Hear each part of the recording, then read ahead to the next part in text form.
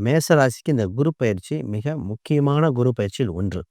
ஏன்னா, ஃபர்ஸ்ட்டு இந்த ராசிக்கு 3ஆம் இடத்த குரு பகவான் சென்று 7ஆம் இடத்த பார்க்கிறார். 9ஆம் இடத்தையும் பார்க்கிறார். 11.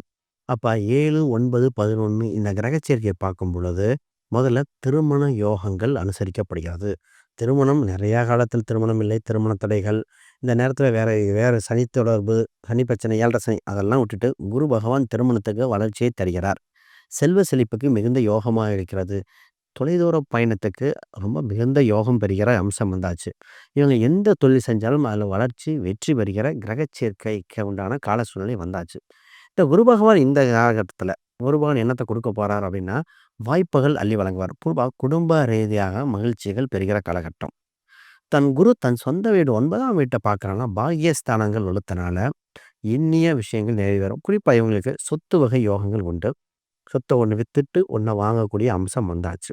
முக்கியமாக குரு பகவானுக்கு சுண்டல் மாலை அணிவித்து, அணிந்து வியாழக்கிழமை அன்றைக்கு வேண்டுதல் பண்ண, இவங்களுக்கு அடுத்த படிநிலைக்கு, அடுத்த டெவலப்மென்ட்க்கு போக வாய்ப்பு இருக்கு. இவங்களுக்கு எல்லா ப்ளஸ்ஸும் இந்த நல்ல செய்திகள், தகவல் தொடர்புக்கு இந்த சுண்டல் மாலை அணிவித்து வழிபாடு செய்வதே சிறப்பு.